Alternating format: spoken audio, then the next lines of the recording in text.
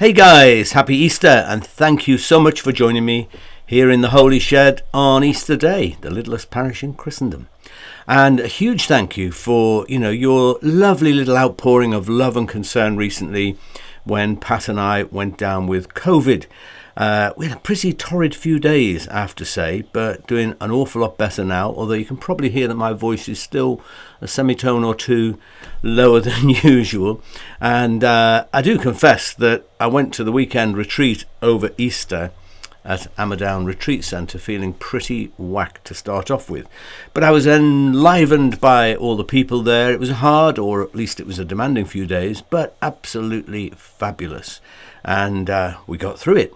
And what a gorgeous bunch of people we were blessed to spend Easter with. It was absolutely wonderful. Anyway, here I am, hot-footed back. Can't wait to get my feet up, actually, which I will do shortly. But I'm not going to waste any time now. I'm going to jump straight in with what I want to say to you this week. The question that we've asked many times in the Holy Shed, which we come back to in pretty specific ways during Holy Week and Easter, is the question Dietrich Bonhoeffer posed in his Nazi prison cell toward the end of the war when he asked, "Who is Jesus Christ for us today?" Who is Jesus Christ for us today? The assumption being, of course, that Jesus is understood and interpreted and experienced in different ways in different situations across the world and down through the passage of history. And the question that we are faced with today is the one that is here in our world. Who is Jesus Christ for us?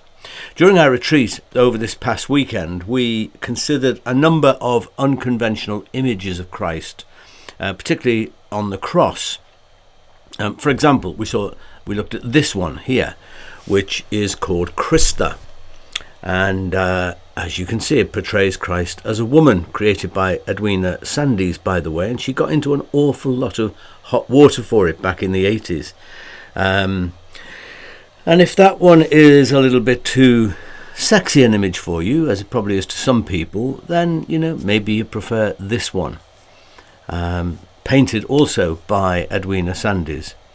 And then there's a gay representation of Christ, which is taken from a series of Stations of the Cross by Doug Blanchard. And, they are absolutely incredible images, and especially looking at the angry crowd behind through the window outside. And, this reminds us of the enormous antagonism that many gay people have experienced because of who they are.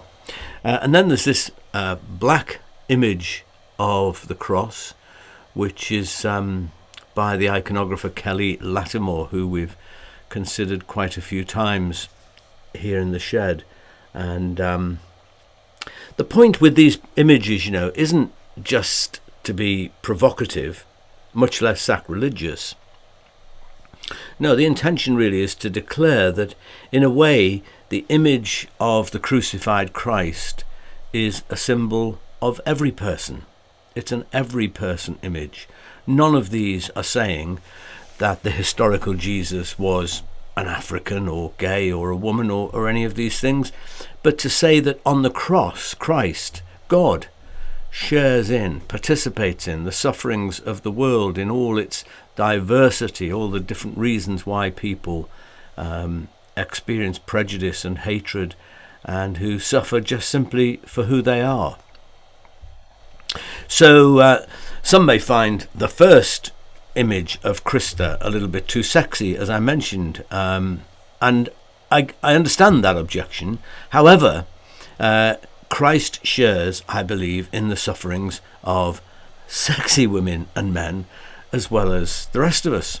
Some years back, I counselled a very attractive young woman who had been brutally raped in horrible circumstances, which left her with continuing nightmares, as it does to many people in those situations.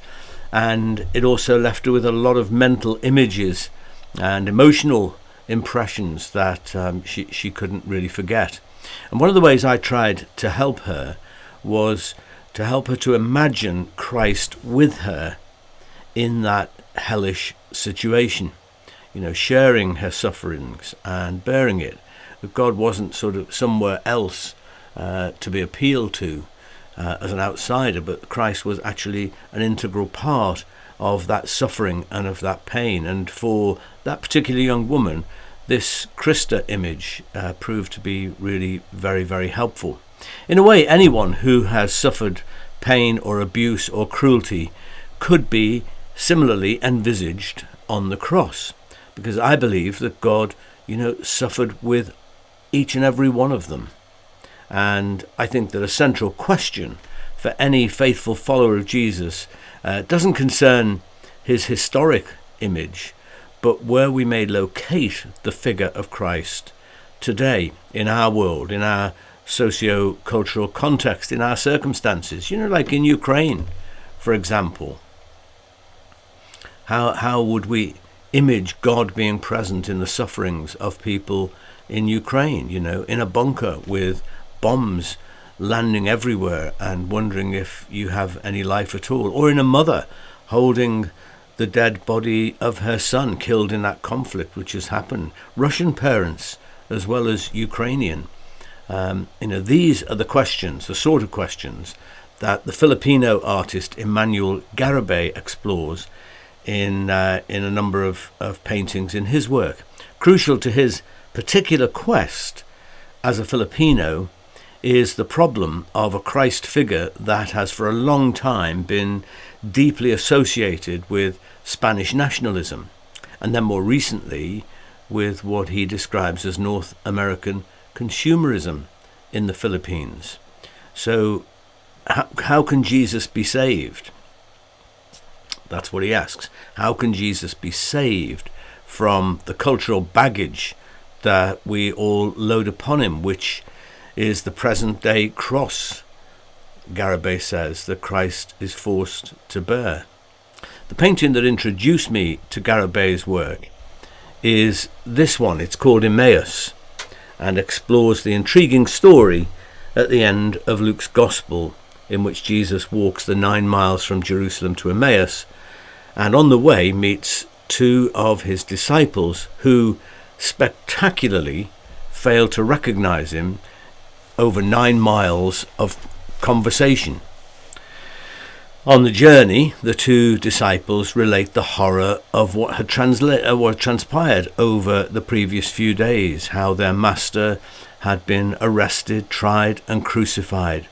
And Jesus listened with incredible restraint, really, and then began to discuss the Hebrew scriptures with them to show them how the prophets foresaw these events. The disciples later said that it was the most enlightening, heartwarming Bible study they had ever known. And yet still, they didn't realize who he was. So eventually, when they arrive at Emmaus, where the two compel Jesus to stay for supper, it was only then, as he broke the bread over the table, poured the wine and gave thanks, that their eyes were opened to see who he really was. And then he disappeared from their sight. It's one of my favourite New Testament stories, actually, in which Luke brilliantly toys with the problem of over-familiarity with a particular image of Christ, and how this might domesticate his impact on our lives. Christ was risen now and could never again fit into the old skin in which the disciples knew him. They must let that Jesus go. That Jesus was dead and disappeared, never to return. But this new risen Jesus that they experienced, this cosmic figure of Christ, was now released to meet them anywhere and everywhere. Faith is not about paying lip service to familiar images and understandings. It's about being open to new and shocking possibilities. I'd like to repeat that. Faith is not about paying lip service to familiar images and understandings as we do week in, week out in church. Faith is about being open to new and shocking possibilities of who Christ is and where Christ might turn up in our world. Emmanuel Garabay's version of Jesus appears in this picture in the form of a woman in a red cafe dress, a slinky dress, with stigmata in her hands, by the way, just in case we miss which one she is. In Filipino culture, Garabay says the dress is provocative, perhaps marking her as a woman of ill repute, which of course would be completely appropriate, because Jesus often ate and drank with prostitutes and so-called sinners. He identified with these people who he counted among his friends. It was an accusation that was placed to him, against him. As one New Testament commentator says, Jesus was crucified for eating with the wrong people. And that's not a silly comment. It's a statement of how subversive Jesus was in the people that he hung out with and that he shared meals with. The disciples in this picture are laughing hilariously. There's a joke, and they get the joke. It's on them. They had marvellously missed what was right before their eyes. Now, I should confess that I too fell headlong into the same trap when I first saw this painting. I was with a friend at the time, and I turned to him and I said, I really love this picture, but I still haven't quite worked out which one is Jesus. My friend rather smugly responded, well, the woman's got holes in her hands. And we laughed out loud, just like the figures in the picture were laughing out loud. But this time the joke was on me, Mr. Broad-minded, progressive Dave Tomlinson, who likes to describe himself as a feminist kind of person, yet who clearly still has more blind spots than he'd like to admit. To me, the story of Emmaus is not a record of an actual historical event. Now, we could argue about that. I rather like the perspective of John Dominic Crossan, the New Testament Jesus scholar, who really sees that many of the stories through the Gospels are themselves parables. And the issue isn't in whether this actually happened or that happened, but how do these stories speak to us? How do they convey truth about God, about the world, and so on and so forth? And Emmanuel Garabay's painting visually captures that parable of Luke's here with sheer brilliance. People are stuck with the image of a first century man from Palestine, Garabay says. The woman in the picture is drinking and telling jokes, and everybody's laughing. But the real joke, he says, is that people are laughing because they thought all along that Jesus was a man and that Jesus was a Caucasian looking guy, all these conventional concepts about Jesus. Now, many conservatively minded people will see an image of Jesus as a Filipino woman in a slinky red dress, laughing and joking and drinking with friends, or a Christ figure as a naked crucified woman, or as a gay man. They see these things as the work of heretics. But, I can imagine Christ looking on at people boxed in by stereotypical familiar images and notions, or pinned down by rigid doctrines and creeds, and saying, gotcha. You thought you knew who I was. Thought you knew where to find me. But hey, look at this. In another fabulous painting by Diego Velázquez, the 17th century Spanish Baroque painter, there's another portrayal of the Emmaus. It's called The Supper at Emmaus. And he follows a unique approach by focusing on a black servant girl in the kitchen with Jesus and the disciples in the background. You can only half see them, in a different room. The poet Denis Levertov wrote a poem inspired by this painting entitled The Servant Girl at Emmaus, which is a sort of commentary really on the painting and on the story. And this is what it says. She listens, holding her breath. Surely that voice is his, the one who had looked at her once across the crowd as no one had ever looked, had seen her, had spoken as if to her. Surely those hands were his, taking the platter of bread from hers just now. Hands he's laid on the dying and made well again. Surely that face. The man they'd crucified for sedition and blasphemy. The man whose body disappeared from its tomb. The man it was rumoured now some women had seen this morning alive. Those who brought this stranger home to their table don't recognise yet with whom they sit.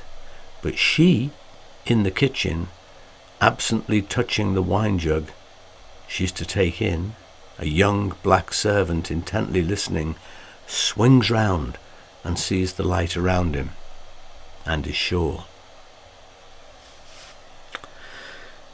Amazing.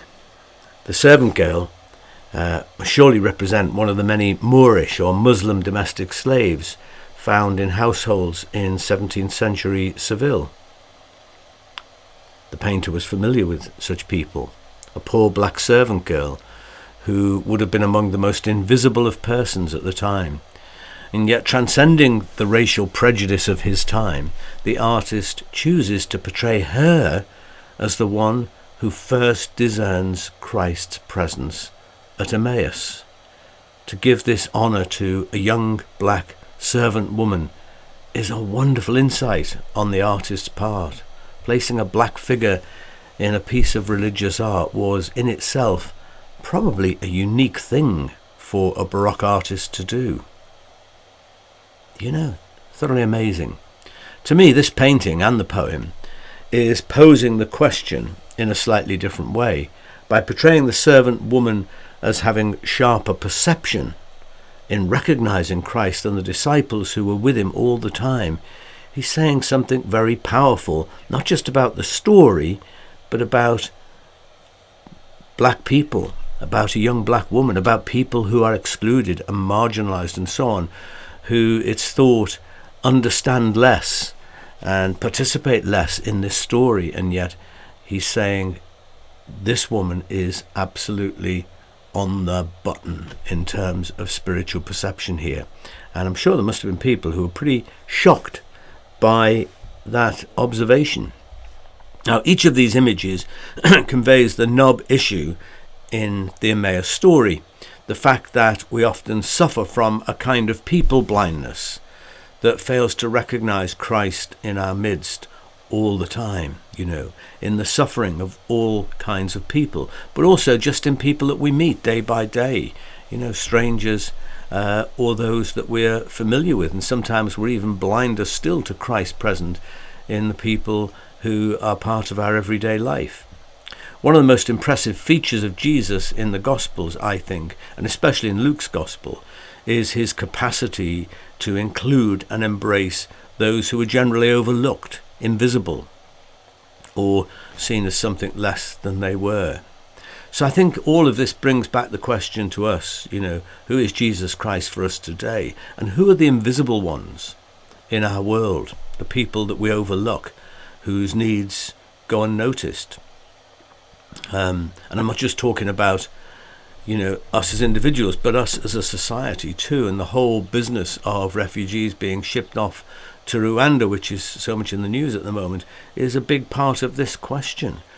Who are the people who suffer in silence before us, who are obscure, who live in darkness without us discerning their humanity and the presence of God in their humanity, even perhaps at times broken humanity? For I was hungry, Jesus said. I was hungry, and you gave me food. I was thirsty, and you gave me something to drink. I was a stranger, and you welcomed me. I was naked, and you gave me clothing. I was sick, and you took care of me. I was in prison, and you visited me.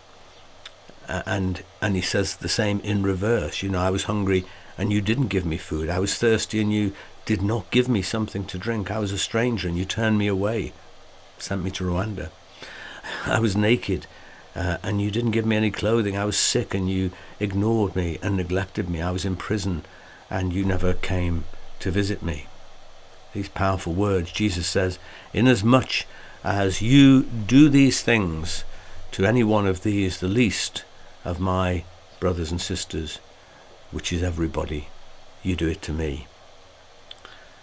So this, I think, is the question to just carry with us from Easter as we go forward. It's one thing to rehearse all this story over and over and over again. It's a beautiful story. It's an important story. It's foundational to our faith.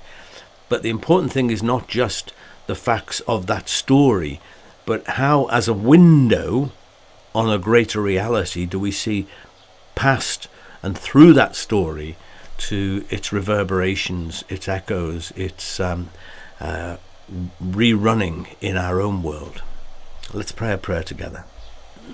And this image here, of course, is another Kelly Lattimore image of what's often called the Pieta, that imagined event when Jesus was taken down from the cross and was held by his mother. And Kelly Lattimore has rather wonderfully used that formulation to place George Floyd, who was murdered by the policeman in a couple of years ago now, which sparked off a whole new dimension of the Black Lives Matter movement.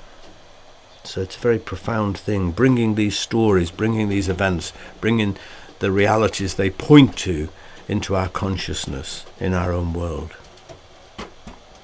Multifaceted, multicoloured God, all races and cultures reflect your image. In your likeness, rainbow communities swell with heavenly pride, radiating joy and freedom.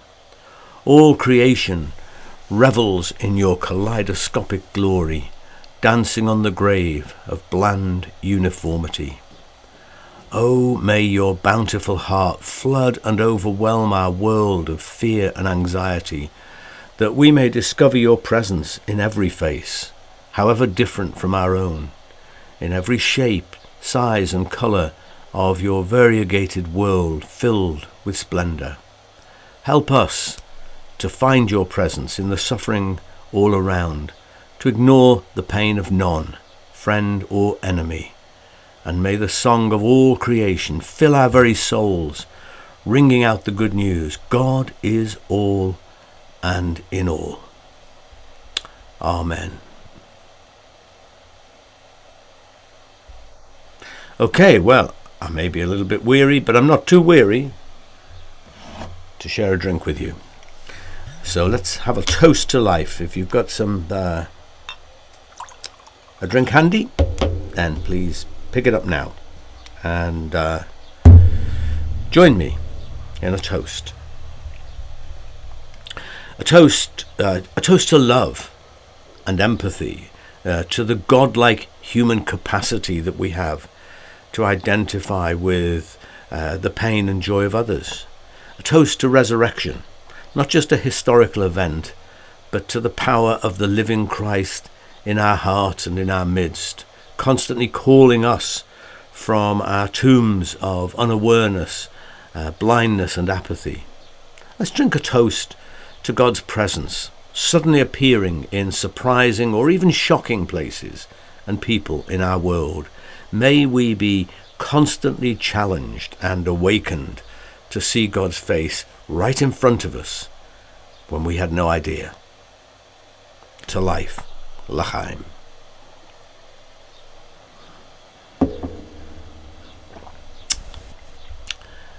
That's very lovely. So, if you like what we're all about here in the shed, you can support us amazingly by buying us a coffee or indeed a whiskey. And you can do this by going to the coffee site, following the link on the screen now, or the link is always at the top of the posts on the Holy Shed Facebook page. And a million thanks to all those of you who support us and keep us going in this way. It's really much appreciated. Just a couple of words of news. One is that on Wednesday this week, I'm beginning another little run of Pause for Thoughts on Radio 2. So on the breakfast show, Zoe Ball's show, I think she's away on holiday this week. I think Gary Davis is standing in, I'm not sure. But anyway, Wednesday, round about 9:20 on Radio 2. It'd be great if you can join me for that. And if you don't manage it, well, I'll put the link up when they give it to us soon after. Also to say that on Thursday We have a Soul Space, which is a Zoomed event, supported and hosted by the Oasis Church Social Group in Croydon, which is, a great thing to be able to participate in with them. As you can see, our theme this week is practicing resurrection. And I love this image, don't you?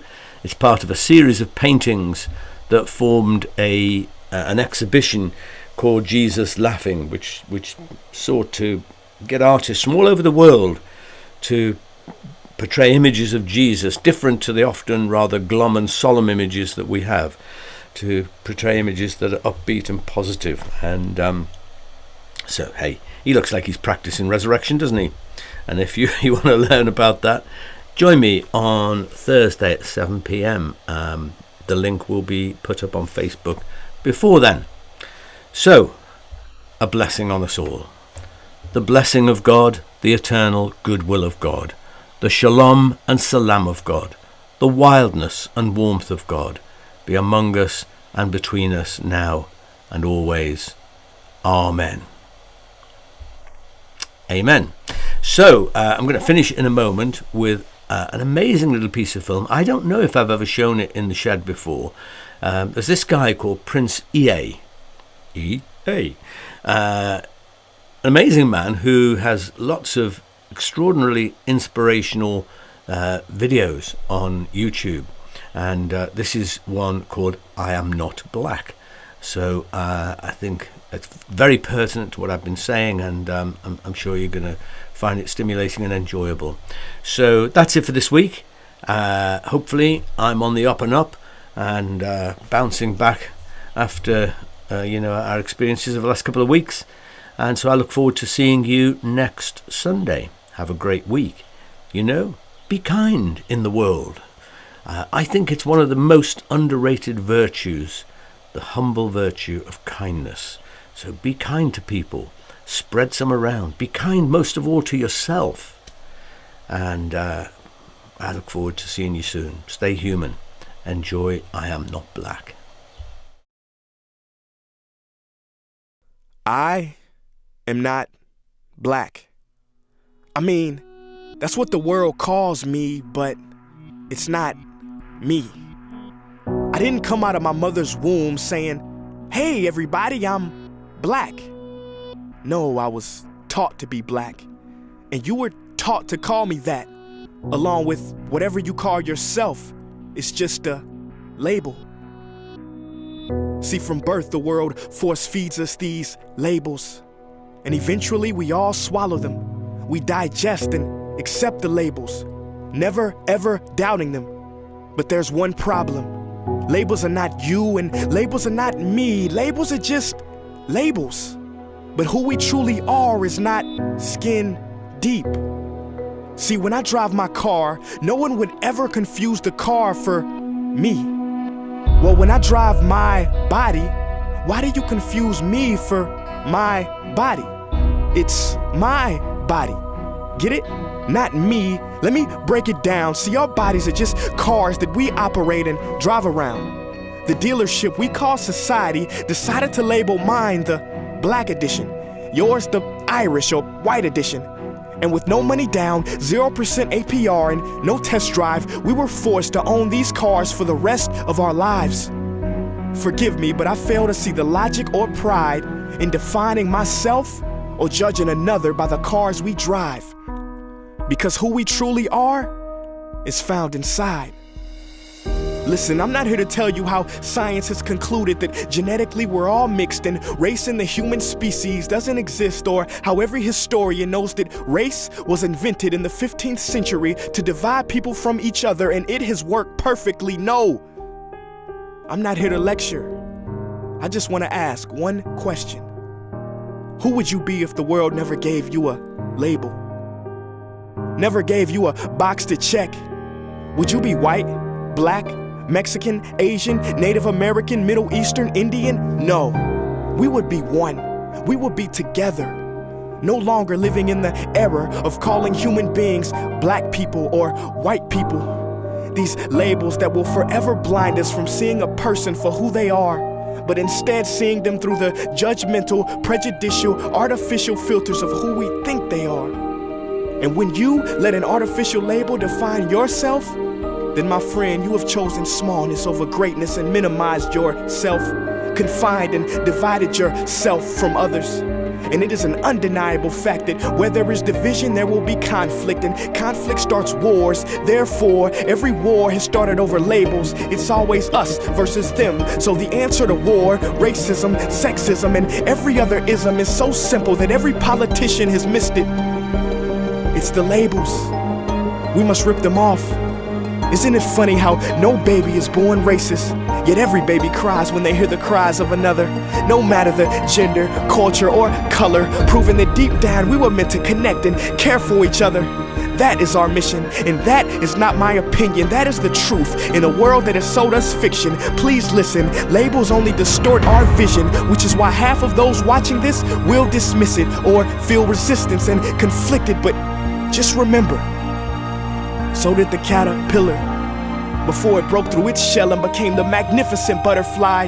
Well, these labels are our shells, and we must do the same thing so we can finally spread our wings. Human beings were not meant to be slapped with labels like groceries and supermarkets. DNA cannot be regulated by the FDA. We were meant to be free, and only until we remove them all and stop living and thinking so small will we be free to see ourselves and each other for who we truly are.